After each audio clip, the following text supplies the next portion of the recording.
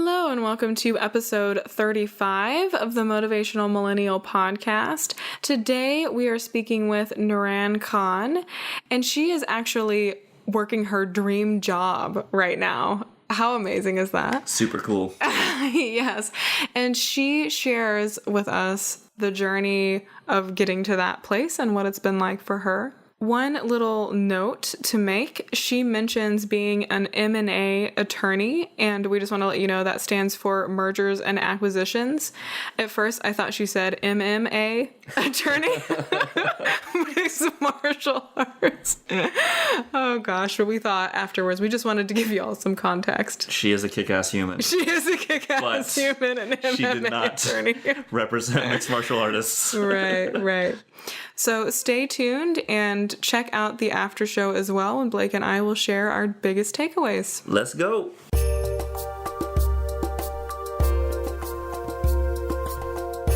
Hello, welcome to the Motivational Millennial Podcast, where we talk with inspiring members of the millennial generation who are living life with a sense of purpose and achieving their dreams. I'm Blake Brandis. And I'm Ivy LeClaire. Our motivational millennial guest today is Noorain Khan. Noorain is a program officer at the Ford Foundation and serves on the boards of Girl Scouts of the USA, the Association of American Rhodes Scholars, and Libraries Without Borders. Noorain has worked on the global public policy team at Google and is a contributing researcher at Jezebel. She has also been a corporate attorney and was chief of staff to Wendy Kopp, founder of Teach for America. Noorain appeared on the Forbes 30 Under 30 list and is a term member on the Council of Foreign Relations. She also currently co-hosts In Theory, a radio show and podcast on academic theories in real life. Noorain, welcome to the show. Hi, thanks guys. Thanks for having me. Absolutely. I feel just exhausted thinking about all the things you have done, and I'm not even you. Oh my gosh, I'm blushing, please. So there are so many things we want to talk with you about today, and we also know that you're a bit of a personal development junkie yourself, so we're really excited to explore your own personal growth and transformation. But for the moment, just to catch our listeners up, would you mind sharing what you're up to right now and what you love about it? Sure. Well, I guess by day and sometimes by night, I'm a program officer in the Office of the President at the Ford Foundation, a social justice philanthropy dedicated to combating inequality. And I work with the Foundation's president on our kind of flexible grant-making portfolio that's foundation-wide. It crosses all of our areas in which we work and covers some areas in which we don't traditionally work either. And then I lead our work on disability inclusion and a couple of other kind of key areas that are of strategic importance for the organization. What I love about it, I love a lot of things about what I do. I truly love my job. I think I like the day-to-day work, actually. I love the grantees I work with. They do really tremendous work at all levels, local, global, on big projects, on little things. I mean, it really, not just inspiring, but I learned so much interacting with them. So I love that. Could you share a couple examples of maybe some of your grantees? Sure. The International Rescue Committee, Access, an organization serving the Arab American community in the Detroit area that also has some national programs. El Museo del Barrio in New York City. And many, many more, many dozens more. And I guess the other thing I really love is I love my boss and I like my colleagues, and I really feel like people matter, and that kind of makes the day-to-day pretty awesome too. Wow, I'm so happy that the three things that I think people commonly are uncomfortable with their job, the day-to-day, their boss, and their coworkers, you love all of those things. And I'm so happy for you right now. That's amazing. God, thank God. But it was a journey. So it did not always start out this way. But I think I extra appreciate it because I haven't always had that. Yeah. Can you take us on that journey? Because when I met you, you were a budding Rhodes Scholar at Oxford, ready to take on the world. And as, we could tell from your bio in the intro, you've done an incredible assortment of things in the 10 short years since then. Take us a little bit through that journey and how you make sense of how you've grown and changed over the years. It's so funny. I often find myself retelling my journey to people, and it seems kind of counterintuitive for folks to hear that I worked as an M&A lawyer and then worked at a nonprofit and they really didn't see the connection, and they don't realize I spent a lot of my vacation time and free time while I was a lawyer doing these volunteer projects. So there was a lot of continuity under the surface, kind of among all of these things. There's commonalities. So I studied, I guess, religious studies and political science in college, migration studies, which was an anthropology department in grad school. And then I decided that I really wanted to learn the law. And as a woman of color, I wanted to have like a terminal professional degree too. And so I went to law school. And I think I always knew that I wanted to work at a nonprofit or in something public minded. And someone told me, a lot of people told me, like, you need to know how to fundraise. You really need to understand finance. And so I ended up working as a corporate lawyer for a couple of years right out of law school at Wachtell Lipton, a firm here in New York. And, you know, I found it to be really tough, but kind of it keeps you on your toes and it makes you really good at process and driving process forward. And, you know, there's no room for mistakes. And I really feel like I learned so much and I had really whip smart colleagues. But after spending all my vacation time and, you know, a lot of other volunteer time working on, you know, projects with the Girl Scouts and a couple of other organizations, I think I knew it was time to explore options that spoke to that more, I don't know, socially mindful part of myself that I just knew that was important for me. So I ended up working at Teach for All and Teach for America as the chief of staff to the founder. And when I wasn't nuts about that job, I left and I actually spent a couple of months last year looking for a job. And I found this one at the Ford Foundation.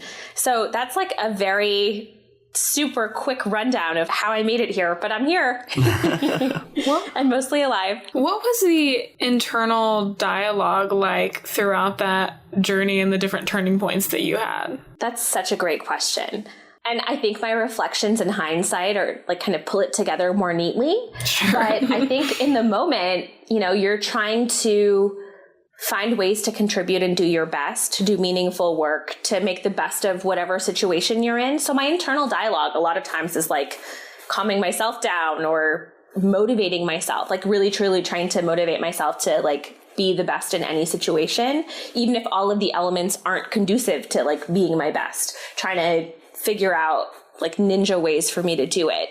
But obviously there are low points, like when things aren't working out so well, you know, like that doesn't feel so great. So like you turn the motivation on a little bit. And when you're doing a good job, it feels so great. And I try to push myself. So that's kind of some of the inner dialogue that's going on in my mind as I was like navigating all of these like very different moments. Could you take us to one of those significant challenges that you faced and what it was like to experience it and what it was like to overcome it? Sure.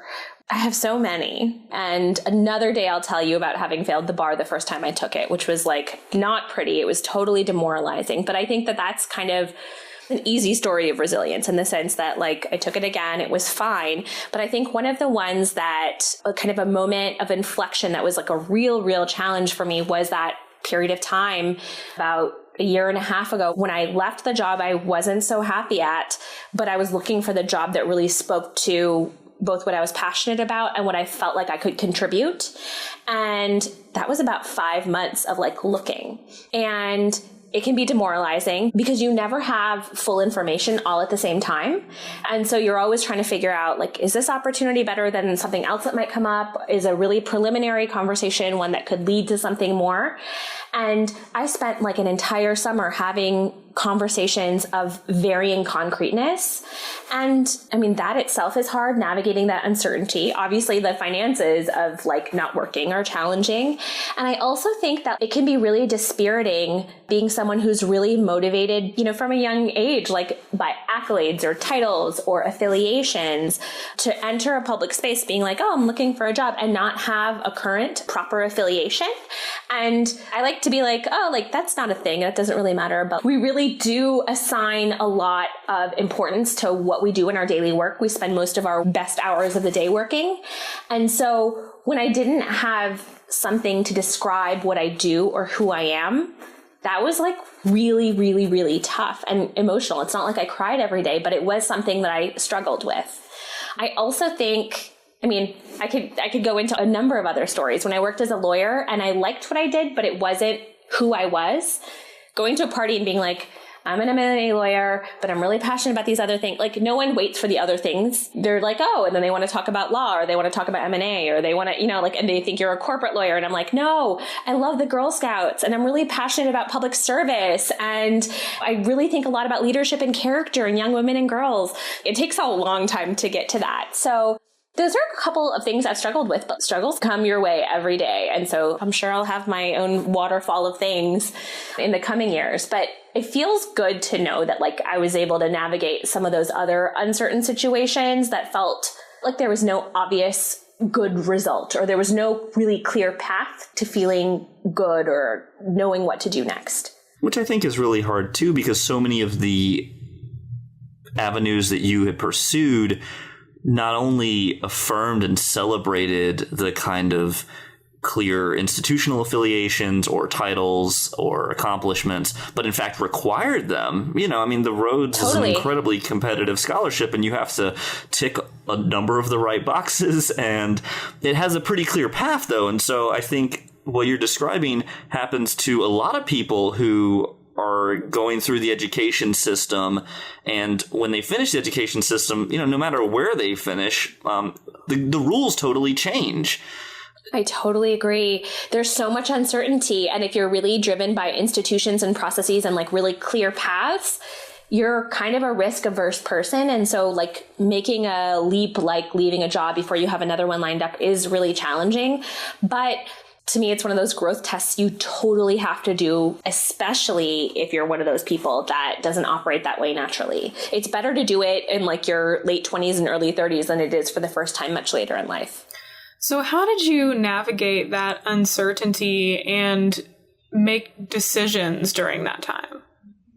My partner, my husband's been a really great thought partner for me, but it's not just my partner. It's a group of people that I kind of surround myself with that includes family, includes a bunch of girlfriends who were all kind of really committed to one another's success.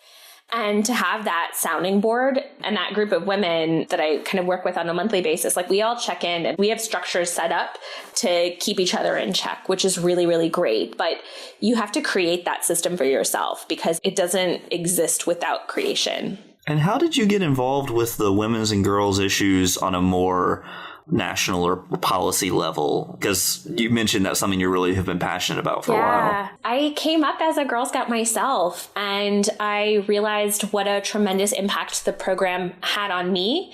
And not just as a student, but as a young adult volunteer, starting to work with Girl Scouts of the USA on a bunch of different strategic projects. And then realizing that some of the biggest opportunities for growth, the most meaningful relationships and experiences of my life stemmed from these spaces that have existed throughout my life.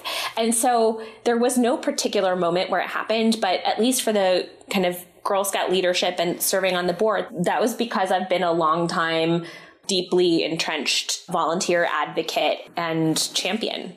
Well, I think it's so interesting when you tell the story about how you would be going to gatherings and sharing that first you were a lawyer, but no, I'm actually really interested in this.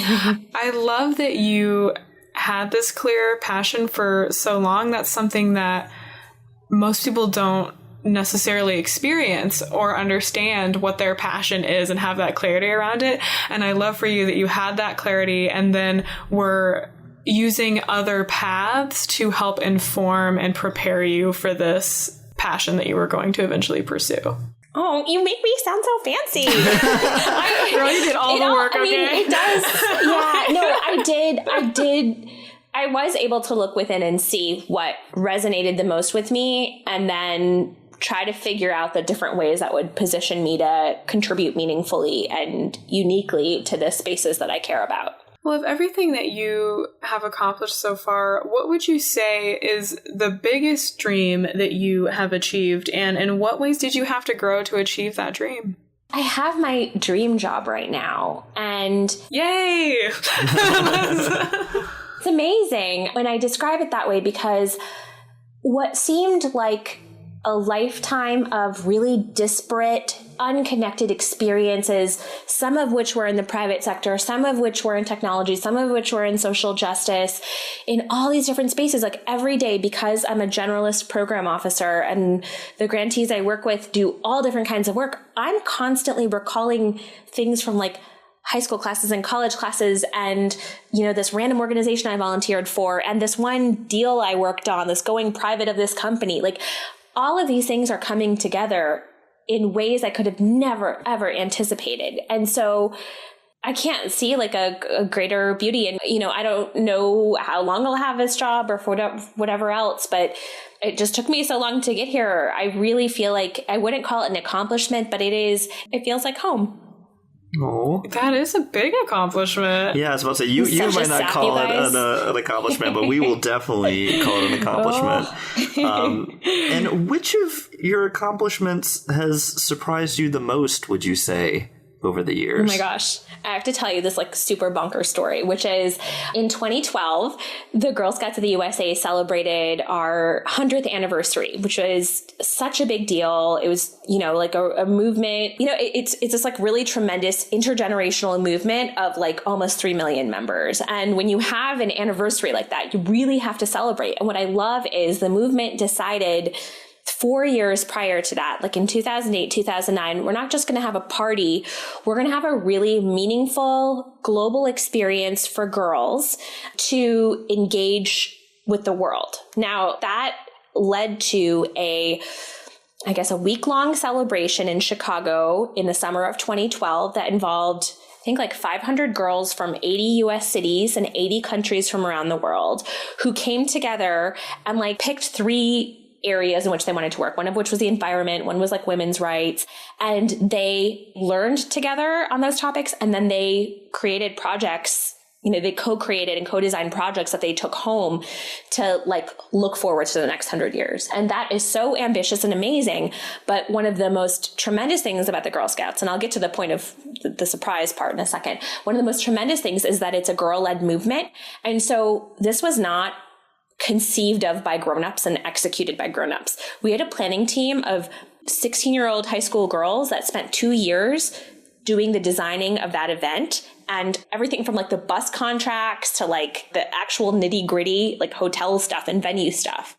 And so all of this is to say, my last year of law school and my first year at Wachtell Lipton, I flew to Chicago every other month or so for a full weekend to spend with these girls in the planning of that event. And I totally grew up with them. Like they're now like graduating from college, which is just, I can't even believe it. But, or they're in college, some of them are graduating. But I look back and I am just like, I can't believe I made time for that.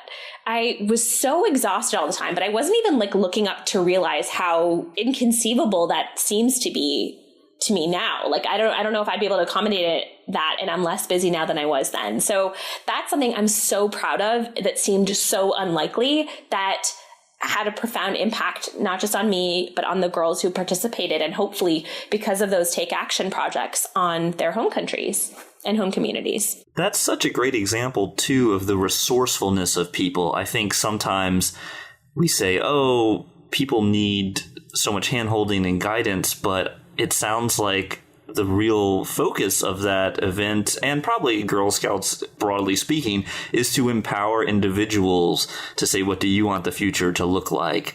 And then for them to go and make it happen. And so what I really appreciate about that story is it would have been impressive if adults had done it, certainly, but for 16-year-olds to say, this is what we see beyond ourselves, because I mean, you have to think 100 years in the future, that's even beyond their own lifetimes. It's amazing. And I mean, I think that's true leadership. And I think there's nothing worse to me than the phrase like, oh, girls are the leaders of tomorrow. Girls can be leaders today. Young people are today's leaders. If you think about the movement for Black Lives, if you think about the most profound social movements, they're driven by young people. And so I just feel like the patronizing and talking down to people and talking about skill building for like the distant future is old news. And I feel like Girl Scouts and organizations like it are positioning girls to be leaders in their communities now. You're really talking to the inherent resourcefulness that we all have. And so just to bring it a bit more back to the personal level, it's great to hear and remind ourselves that we already have capacity to make an impact today. Totally. And doesn't mean we can't grow, learn, develop, improve those skills, but it is such an allure of tomorrow that keeps us stagnant so often. And for you in your own personal development journey, how have you been able to resist that feeling, which I'm sure you've experienced, of, oh, I'm not quite ready. Oh, I'm not sure if I quite have enough skills. How do you overcome that? Well, I mean, I think the first way to overcome it is by recognizing if and when you do it. I think all the research says women do this a lot, men of color do this a lot. But I try to find a balance in my life of things that I'm good at and I kind of kill, and I'm just like doing my thing and I feel secure and good. And then I think about balancing that with stretch and growth opportunities where I can fail and I won't feel bad because I have other things that I feel good about. And so I feel like that balance is important for me as I struggle with any nervousness or trepidation or fear. It's a great relationship between confidence and discomfort or growth, right? It's that you need to be centered enough and confident enough to feel like you can take on those challenges. But if you only do the things you're masterful at, then you don't learn and develop and improve. I like that balance. Totally. That's such a great way to look at it. I like need it. It took me a while to figure out that's what I needed. But once I figured it out, I was like, there's a formula to my happiness and I can do this. That is wonderful. I think of it also as having a balance of self-care. That's what it reminds me of is, for me, having that foundation of self-care that I know I'm going for a walk or I'm journaling or I'm doing this because I'm pushing myself in so many other areas. So I love hearing that echoed in you. Totally. And could you talk a little bit, Noorain, about, you mentioned, being a woman of color in all these different spaces that you've been in. I'm wondering what that's been like, and has your perception of yourself changed over the years? Absolutely. I mean, my many layered identities are a huge part of how I see the world.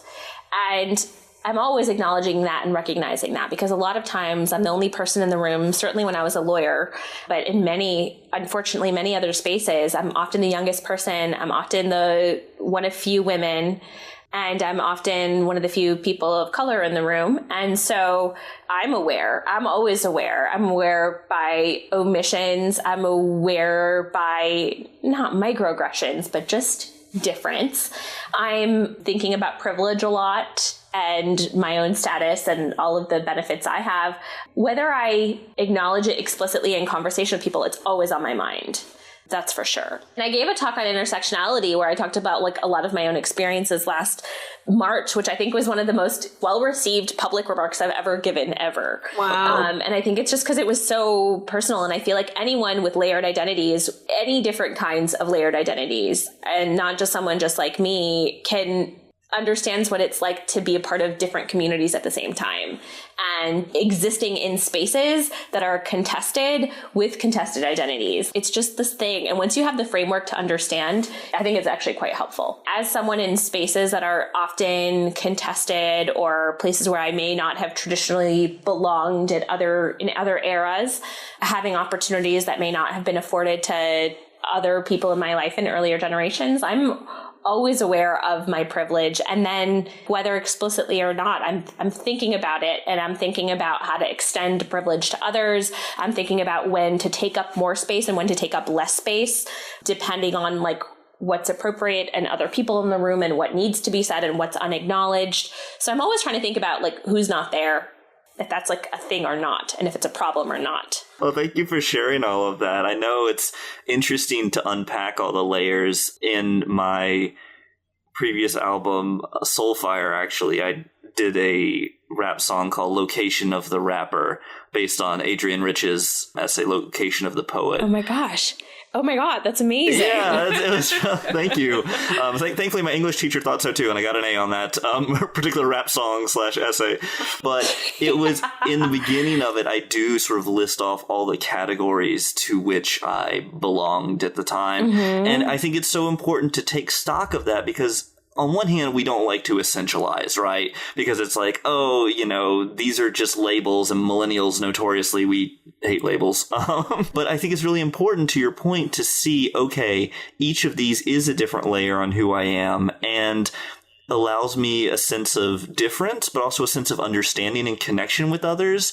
And at the same time, certain privileges that we're not even aware of. Could you talk about your own journey in personal development? When did you get into it, and how have you used it in your own life? I love self-help and personal development. It is like my secret passion. Maybe it's not so secret because I find myself talking about it a lot, but I think I probably at an early age loved self-help books or human interest stories where like there was some sort of resilience. So, you know, like even like a People magazine story when I was a kid, when I found a magazine laying around, I always found myself looking to moments where people are tested and what helped them thrive, and then trying to experiment on myself. And the other thing I do almost all the time is the only reading I really do is I read memoirs and biographies. They're my favorite things to read. Once I figured out that I don't really like to read anything else, like that's basically all I read. And I think it's fun. I've seen improvements in my own life. There are a couple things I haven't been able to crack yet, but I'm optimistic. Maybe that like helps me. Like the kind of perennial optimist always thinks I can make change in a space that I haven't successfully been able to change in X number of years. Can you think of an example of one of those things that you've been able to change about yourself through personal development? Oh yeah. Working out. I've been able to develop some sort of regularity for that at various times. I've been able to be really consistent in goal setting. I've been able to create communities for myself, like that community of women or other spaces with a lot of intentionality. But then there's always the ones that don't work out so well either. And what personal development resources helped you do those things? Or ideas, if not even specific books, but what were the ideas, for example, that helped you get your workout routine or create that community? Accountability. I tried different experiments with having people check in on me, doing things with friends. That really, really helped. And then for creating communities, I try to create systems. So set a bunch of stuff up in advance and then get other people in on it. A lot of this is about accountability. That's something I found super helpful. So what advice would you like to give to other millennials who are also on this path of personal development and success? I have so much advice. Oh my gosh, you're going to be sick of me.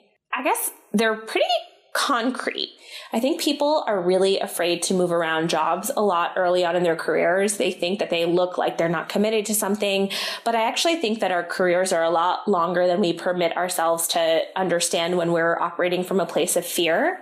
And I think that one of the best things that came from moving jobs a couple of times in my late 20s and early 30s, right when I got out of school, was that I was able to figure out what I'm good at and not good at, and iterate on certain things and test things about myself. And that helped winnow down things and narrow options and give me more purpose when searching. And so I guess I say, don't be fearful of experimentation, because you will be able to make good on some things you've learned about yourself. Another thing I think has been really helpful for me is really scoping out something that I own myself, whether it's as a lawyer, a small little new area of law, as a really junior associate, or as working on an area that's new to your organization. But take something and own it, make it yours, be accountable for its success, and invest everything you have in it, because then you can really truly test how you are at your best when you take full responsibility for everything.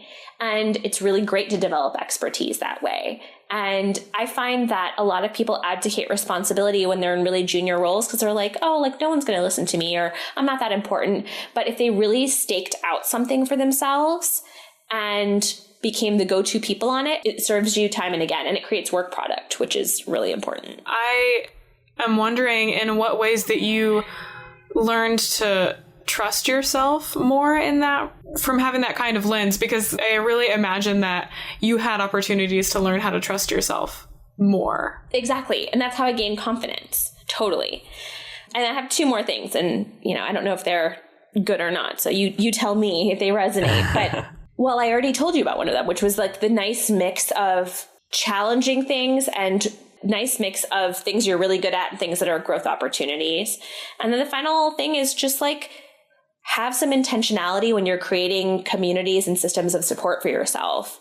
And I use this example. I have a couple of best friends. I see them all the time. They're everything to me. And until we created like a group of people that like check in regularly and there's some sort of co-accountability and we have kind of a regular meeting time and like structures, like the depth of our conversations was tremendous. It wasn't as consistent. And like when I needed help, sometimes you don't always know when you need help. And if you have those structures in place, you can check in and have what you need.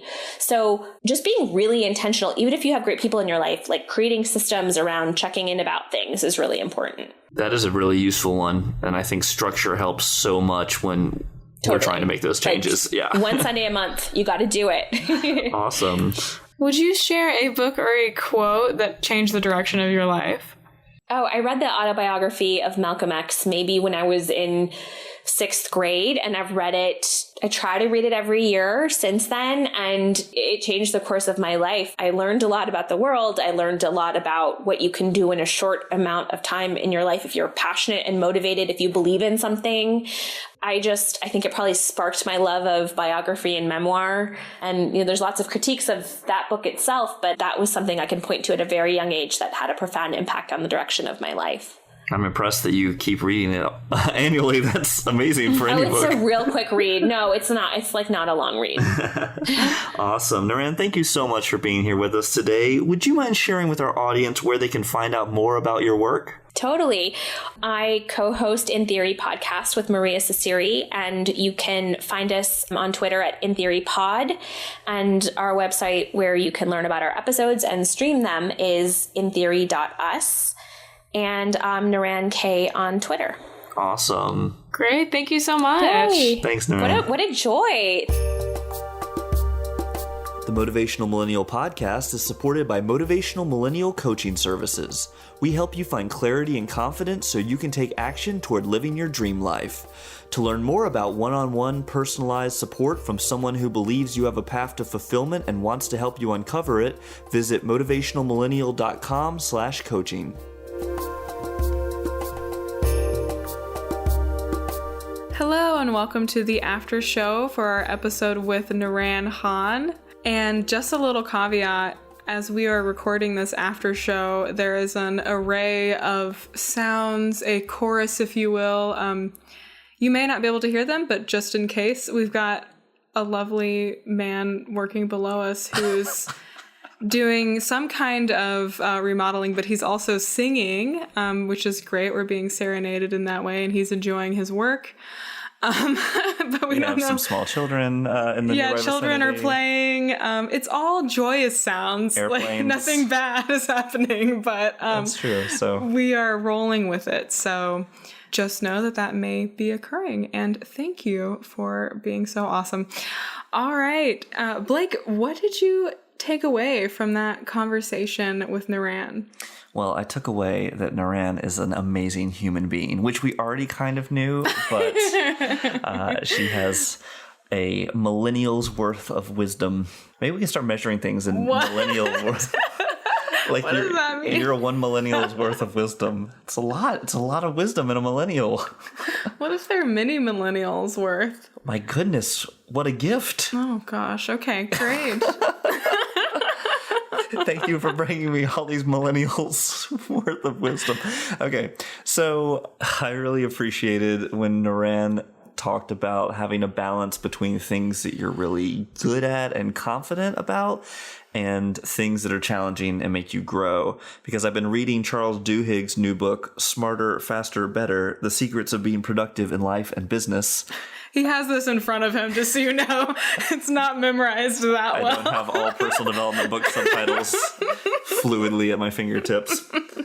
But in the book, Charles Duhigg, he's talking about what makes people persevere and grow and be successful. And one of the things he talks about is having an internal locus of control.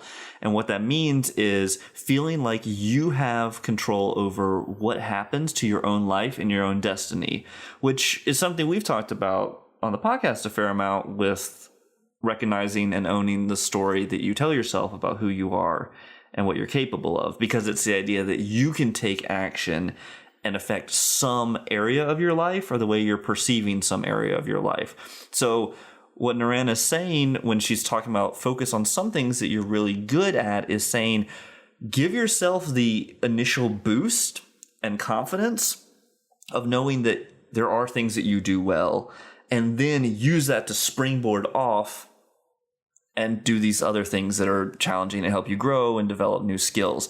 And the reason I think that order is important, because it's hard to fail, even if you've got a growth mindset, even if you have an intellectual understanding that all things worth doing take time. There's still always the emotional component that says something like, I'm not good at this, or I keep trying and it's not going the way I want it to. So having that internal locus of control gives us a foundation to fall back on versus the feeling that I'm never doing anything right. Have you ever felt that way?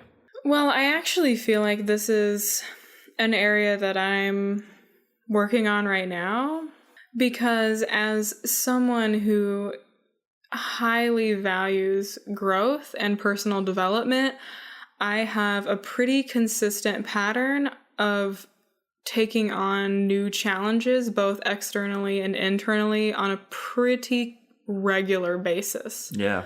If not practically daily basis.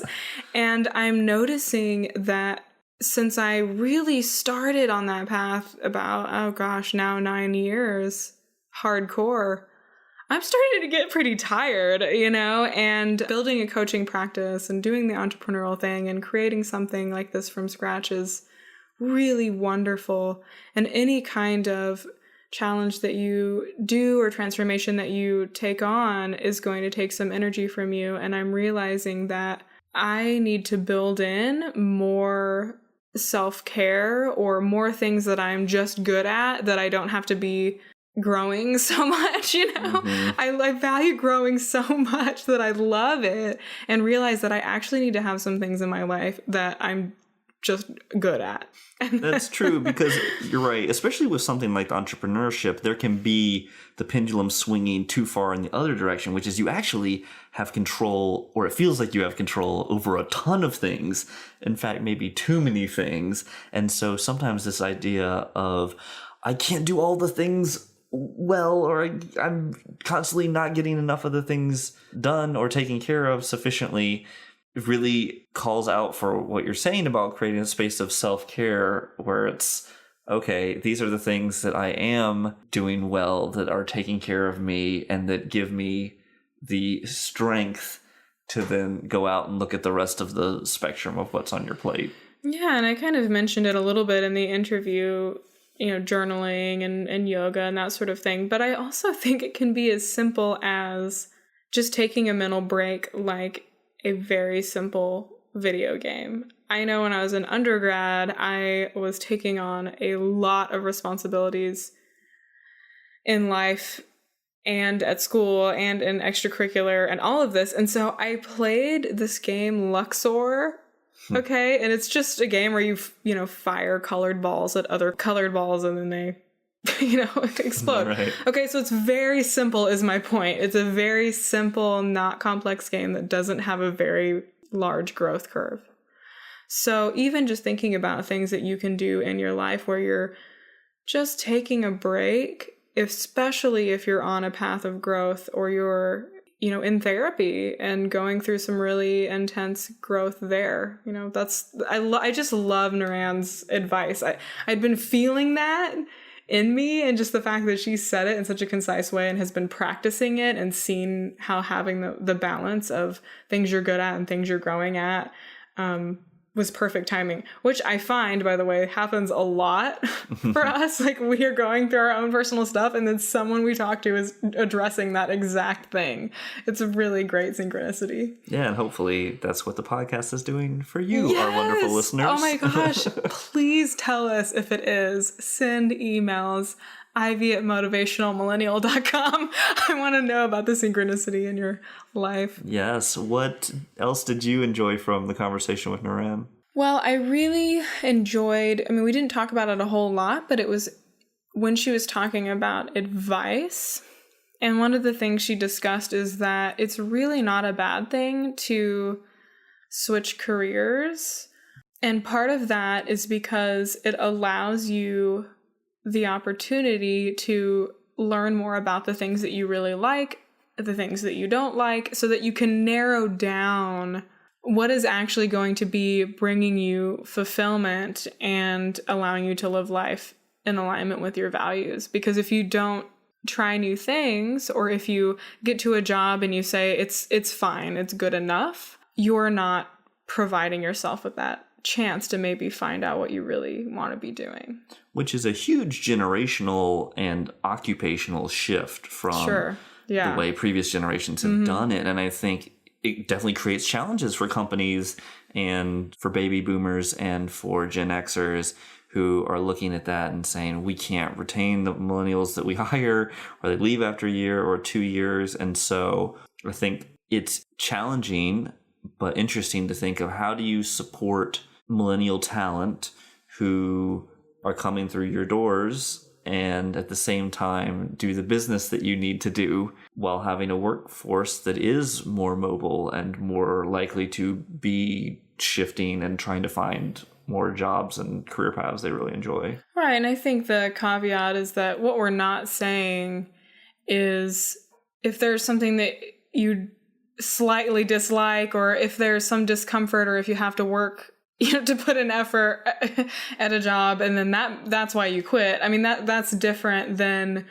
you've been there for at least a couple of years and have the sense that it's not working, or you're miserable, or, I mean, really only you can know that, but it's not like we're encouraging you to just drop the mic at like the slightest, of course. And I think one important distinction and way to figure that out is like, is this a situational issue or a values misalignment?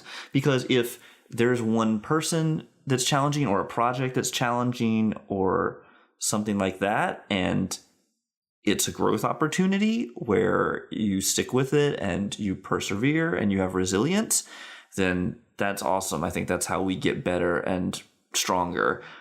But if there's a fundamental values misalignment with the organization, for example, if senior management bullies people, or if there's a culture of extreme, I was going to say corruption. I don't know that that's really a common thing, but Then you could have the opportunity to be a whistleblower. Oh, yeah, that's true. That's an intense path, though. Yeah, that's a courageous path to take, but a needed one. So what I'm really saying is use discernment to see what is the issue. But there is, to your point, Ivy, a temptation, I think, to say, oh, I got one piece of negative feedback. They don't like me here. Or this project didn't go well. I'm going to never be good at this. I should go do something else. Mm-hmm. And so really acknowledging what's the difference between those is important. Well, and it's amazing that you said discernment, because we have a personal transformation guide coming out called Motivating Your Millennial Mind. And one of the tools out of 8 that is offered in there is discernment. And I believe that we're addressing exactly this issue. Mm-hmm. Well, and I really learned that term from you and the personal transformation guide. So hooray! I have an unfair advantage in that I've already read it, and it's awesome. And so... Yeah, wonderful. And so keep in mind that by the time that this airs, it should be online at motivationalmillennial.com/free gift. I will say, if it's not there, sign up for our newsletter and I will send out the personal transformation guide that will definitely be out in the next couple of weeks. Again, that's motivationalmillennial.com/free free gift. Sweet. And to your point about shifting careers or trying different things, that's something that's really helped me immensely in my own life, because after doing my academic work, I worked in the music industry, and then I worked at a nonprofit, and then we did hip-hop motivational speaking, and now we're doing personal development work with Motivational Millennial and the podcast. And each of those different stages has taught me so many skills that I've been able to apply to all the different ones, whether it was learning licensing with the music industry work, or event planning with the nonprofit we worked at, with a huge corporate conference, or doing corporate marketing campaigns with Fortune 100 companies around cause marketing to help kids, or just being in schools nonstop for a week. I feel like all of those different experiences have given me such a richer understanding of humanity, of myself, and of the impact I want to have on the world. So I think the more opportunities you have to explore and expand your range of experience and the people you come into contact with, the better. Absolutely. And my experience was that through each role I had, or career shift in a way, I was able to determine what types of activities or types of use of energy that I really enjoyed the most. And for example, when I got my master's degree, I went into higher ed because I really loved, as an undergraduate student, doing programming and student affairs and event planning. And I wasn't thinking of it as student affairs, of course. I was just hanging out with my friends and planning cool events. And then when I got into grad school and started as an advisor to students who were doing the events, I learned how much I really love working one-on-one with people and providing a space for them and guiding them, which I wouldn't have known in that way.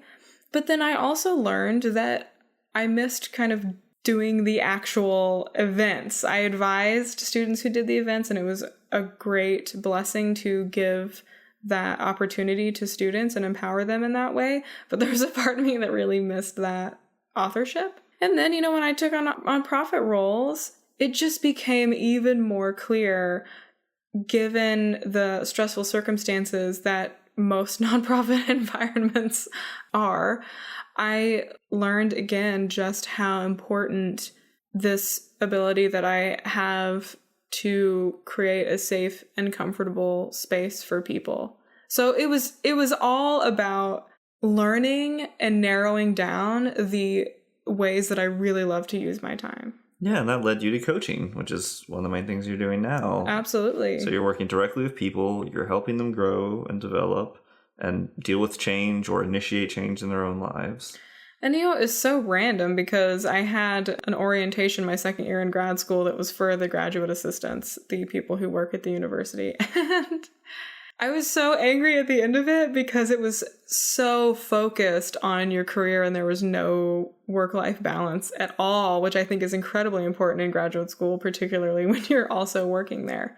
And that is what made me want to do personal development as a career.